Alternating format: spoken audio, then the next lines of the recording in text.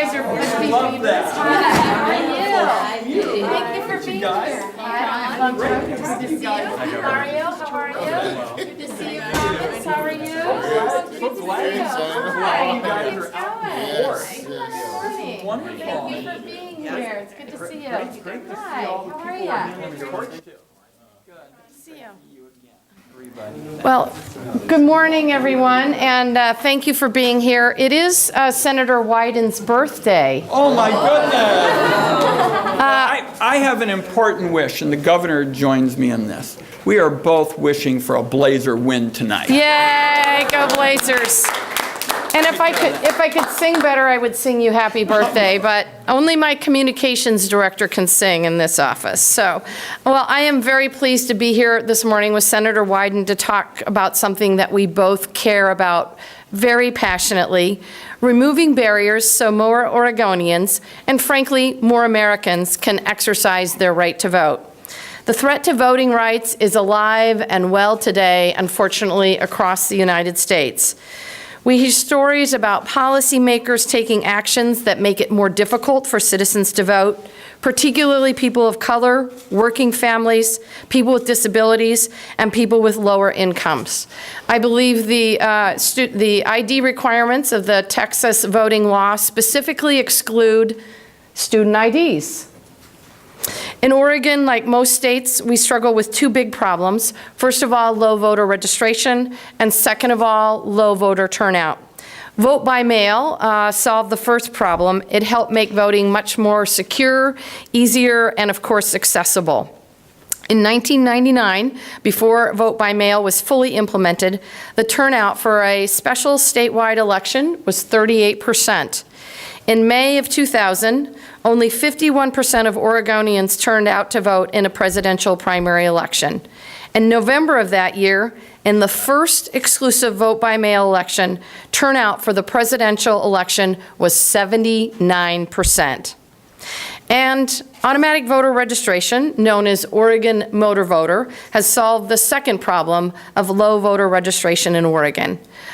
We have added over 100,000 voters since Oregon Motor Voter went into effect 5 months ago, with an estimated 50,000 resulting from our new law. Before the law, the average number of Oregonians registering to vote was 2,000 per month. Obviously, that's changing with new motor voter. The combination of Oregon Motor Voter and vote by mail brings us close to literally putting in a ballot in the hands of every eligible Oregonian.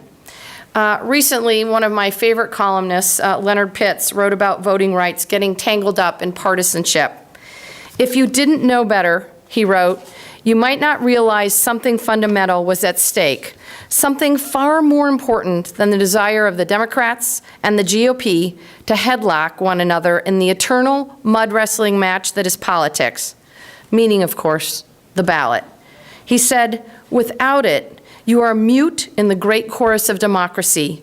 You have no way to hold accountable the people who purport to lead you. In Oregon, we will not silence our citizens. Oregon will continue to champion voting rights here and across the entire country. Your voice is your vote, and in Oregon, and frankly across America, every single voice matters. Now I'd like to welcome our senior U.S. Senator and our birthday boy for the day, Senator Ron Wyden. Oh, there you go. Take it away. Thank you, Governor. I'm going to make this a filibuster-free zone. I especially want to express our thanks to Governor Brown because she was for vote by mail long before it became cool. And as you know, she has done yeoman work as our Secretary of State, constantly sort of like the people in the yard, kind of whacking away at all the underbrush and the barriers. And she took another significant step right before she became governor, when we moved ahead with the effort to tie this to vehicle registration and to signing up for driver's license. So we're very pleased with all your incredible leadership, and the reason the governor and I are doing it to a great extent can be seen right here. The fact is, we want to take the Oregon way. which has shown to be convenient, cost-effective, and secure all across the country. And I'm going to outline the bill. But the reason it's so important, particularly for young people and minorities, is these are the voters who are juggling 2 jobs. They might be trying to go to school or having a young family and then working, on top of it. And so the convenience that Governor Brown envisioned years ago is one of the keys to all of this. Convenient, cheaper than a lot of the alternatives. I was asked this morning about all these voting machines breaking down all over the country. Not only is it anti-democratic, but it's incredibly expensive. We don't have any of those problems. In our state, if somebody gets mailed the ballot to the wrong address, they got several weeks to kind of sort it out. And it is a wonderful part of Oregon's pioneering tradition. I put this up there with our wonderful environmental wins, like protecting the beaches, our huge health care triumphs, death with dignity, for example. I had to filibuster in the Senate to protect that. I put making it easier to vote right up there with the Oregon pioneering wins, and the governor has played such a key role in it. And I'm going to outline the bill, but I want everybody to understand what the key finding of what we've been through over the last few years is all about. The evidence shows that democracy prevails when we vote by mail. That is the indisputable finding of the last few years. And compare it to what happened in Arizona, where people have waited 5 hours to cast their ballot. In Rhode Island, 2 out of every 3 polling places have closed. All over the country, in poor communities, in communities where we have lots of minority citizens, polling places shuttered, seniors and disabled folks waiting in lines for hours in order to reach their polling places. And what I think the governor and I are here to tell you is working parents in America should not have to choose between going to work or going to vote. And to me, voting should not be a test of somebody's physical endurance. It should not be a Kafkaesque experience in defeating bureaucracy.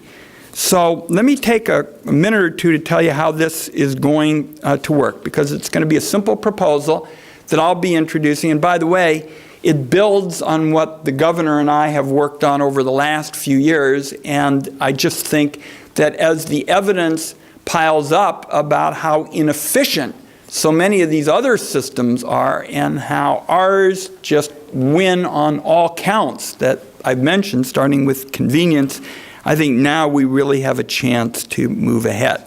So here's what happens. Every voter in a federal election would receive a ballot in the mail. The federal government, through the Postal Service, will assist the states with the cost of mailing ballots to registered voters. States can keep their current polling places if they wish. But I think what we're going to see, and the governor and I remember when we were doing our experiments, that when you have vote by mail, and it's just getting started, people see, for example, how their election costs are going to drop. People like the convenience. And I envision with the federal government taking this step that I will be introducing shortly, I think all over the country we will see states saying uniformly, as we did, we want to just vote by mail. So the bottom line here is, when you look around the country, and the governor touched on it, there are problems in a lot of places. A third of the states, 17 states, have recently taken action to make it harder to vote. Harder to vote. At a time when citizens and these young people are making it clear they're not exactly happy with business as usual politics, we got a third of the states in America making it tougher to vote. And so the governor and I are saying we want to turn the page. We want to turn the page, empower voters, offer convenience, make it more accessible, make it fairer, and sort of put the lights out on the way this is being done in so many parts of the country. And I'll tell you, having talked to some of my colleagues about those 17 states, this is not happening by accident. These states are writing laws where people think there's a political advantage in order to make a political advantage in making it harder for people to vote. And Oregonians have always resisted this. And I'll close with just a quick story now that the governor has said I'm the Methuselah of Oregon politics. In 1996, I had the great honor of being chosen Oregon's first new senator in 3 decades, and also the first senator in the country who was elected exclusively by mail. And at the time, I won by a narrow margin, like I always kidded him with Gordon Smith, 18,220 votes. We used to say, who's counting? And Senator Smith, because he became my colleague later in the year, was often asked, did you feel that there was fraud? And since it was the first election, there was no evidence of fraud. There were a lot of people saying, oh my goodness, there's fraud in these elections. And as the governor did in her Secretary of State days, we've really doubled down on these authentication requirements and all the process to prevent fraud. And Gordon Smith, to his credit, said that was not why I lost the election. Ron Wyden won the election. And he really, in my view, launched the day when Oregonians said, this is just plain old good government. You can talk forever about who might have an advantage and this and that and something else. We're interested in taking the Oregon way, vote by mail, into precincts all across America, because we think this is going to make for a more open, more accountable, fairer future as Americans speak out about getting their elected officials to drop the barriers. We've got a deal. The governor gets anything hard. I'll take anything easy. And Governor, do we have some young people? Or Yep. You guys are going to Bus Project. We've got the Oregon Student Association, the Oregon League of Minority Voters. So, great. Questions? It's a question for you, Senator. Happy birthday, by the way. But by my count, you've introduced at least 3 vote-by-mail bills before, and none have been enacted. Why is this different? What's different now is we have accumulated such a body of evidence. In other words, those bills were sort of the prelims. As you know, they were smaller. We didn't say before that every voter in a federal election is going to receive a ballot in the mail. So I think we've got more evidence, number one. This is more encompassing, number two. And the dissatisfaction with the status quo, as exemplified particularly by young people. I mean, all over this country, young people are saying they want bold reforms in American government. This is about as bold as it gets to basically get rid of all those hoops and bureaucracies. I didn't even go through a couple of them. I mean, in some parts of the country, we have picked up that, you know, people have to get a notarized statement to get no excuse voting. They've got to get like a note from a doctor. I mean, you can't make this stuff up. These are barriers at a time, particularly when young people are saying, time to break up business as usual. And the governor might want to comment on this, but because she's been helping me, and she's going to keep helping because now she's the governor and she can tell all the governors it works. Other questions? Senator, the ballots that in federal elections that people get in the mail, would the return envelope be postage paid? Prepaid. Prepaid? Yeah. And people have asked about this amount. So we got a $3 trillion plus budget. This is a tiny, tiny sum of money in order to make the system more open and more fair and more responsive. And I have not had anyone say, apropos of the earlier question as well, that the reason they're against it is because of the expense. This is going to be a question of our making the case that at a time when a third of the states are making it harder to vote, people are unhappy with the status quo, now they're going to see a third of the states making it harder, we come in with a proven model to make it easier. We have time for one more question. Governor, how do you think that voter turnout will be affected in this primary by this new 100,000 voters, many of whom are unaffiliated, not going to be voting in the presidential primary? Well, the goal of vote by mail was to put a ballot in the hands of eligible Oregonians and make voting as convenient and accessible as possible for people across this state.